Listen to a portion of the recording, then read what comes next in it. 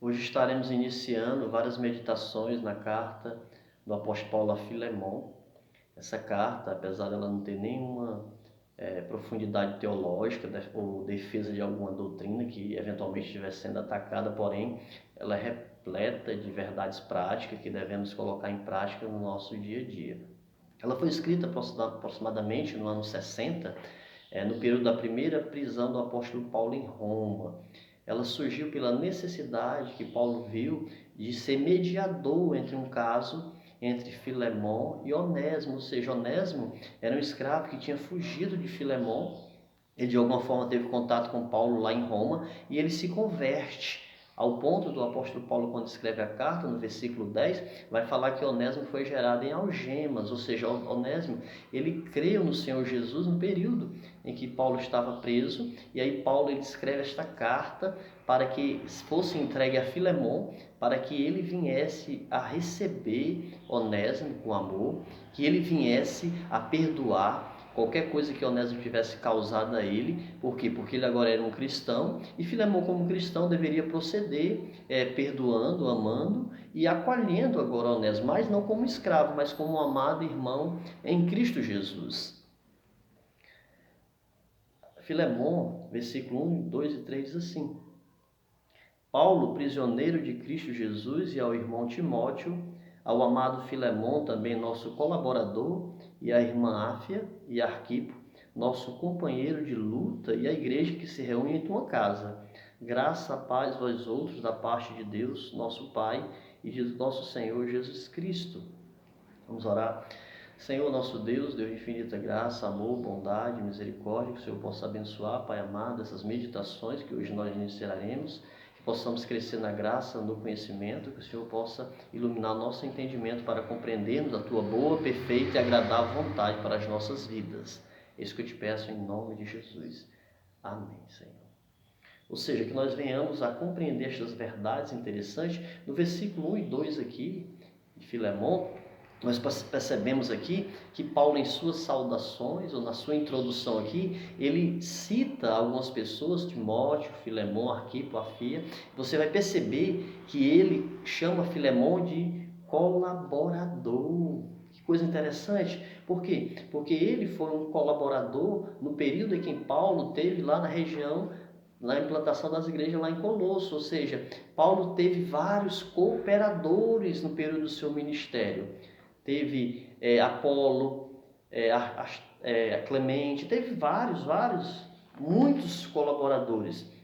Urbano, Marcos, Aristarcos, Demas, Lucas, vários, Tito, ou seja, ele teve vários cooperadores, colaboradores para a implantação de igreja e para a expansão do reino de Deus, ou seja, do Evangelho de Cristo. Isso é importante porque ele teve tantos cooperadores que o ponto de que quando ele escreve a carta aos Romanos, no capítulo 16, ele vai fazer uma lista extensa de muitos amados irmãos e amadas irmãs que foram cooperadores com ele na implantação de igrejas. E ali em Roma, ou seja, sempre há necessidade de que servos de Deus venham se envolver com a obra de Deus, sendo cooperadores da obra de Deus. Isso é importante.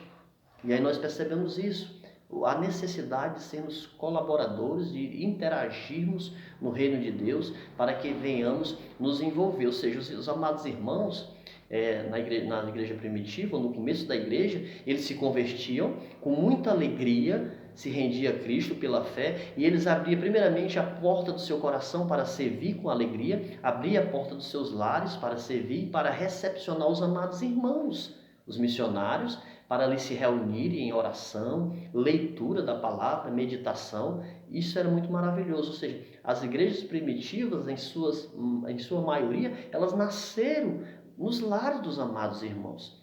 Quem sabe Deus não quer lhe usar, você não abrir na porta do seu lar para recepcionar, para começar alguns estudos bíblicos, algumas meditações aí com a sua comunidade, com seus vizinhos. Foi assim no começo da igreja primitiva, e nasceu-se muitas igrejas, ou seja, surgiram muitas igrejas com essa iniciativa. Nós percebemos isso aqui. Aqui Paulo fala uma saudação a Afia. Essa Afia era esposa de Filemon.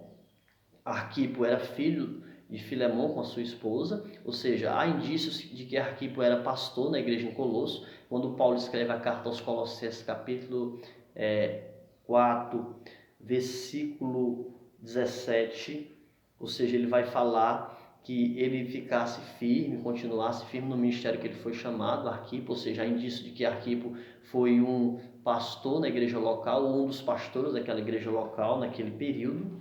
Essa é uma realidade que nós percebemos através da escritura, né, e da colocação do apóstolo Paulo. Aí nós podemos perceber esta verdade. Aqui no versículo 3 de Filemão diz assim: a graça e a paz a vós outros da parte de Deus e nosso Pai e do Senhor Jesus Cristo. Ou seja, a graça é a fonte da nossa salvação e a paz é o resultado da operação da salvação na nossa vida, que nós obtivemos por meio da graça operada em nossas vidas em Cristo Jesus. Em João 1,17 diz assim: porque a lei veio por intermédio de Moisés, a graça e a verdade vieram por meio de Jesus Cristo. Ou seja, por meio de Cristo nós passamos a gozar da paz com Deus, por meio de Cristo, pelo que Cristo realizou por nós na cruz do Calvário. Por isso nós devemos procurar viver em paz uns com os outros. E aí nós podemos perceber estas verdades maravilhosas na palavra de Deus. Algumas aplicações práticas dessa nossa introdução à carta a Filemão. Você que foi alcançado pela graça de Deus, você tem sido um colaborador para o progresso do Evangelho na sua igreja, na sua comunidade? Você tem abrido as portas da sua casa para a realização de estudos bíblicos e adoração a Deus? Ou seja, muitos no passado abriram as portas dos seus lares para recepcionar missionários, para estudos bíblicos, e nasceram igrejas, e o Evangelho foi se expandindo dessa forma. Sempre que Deus sempre tem colocado diante de nós oportunidades para nós sermos colaboradores para a obra e a expansão do reino de Deus.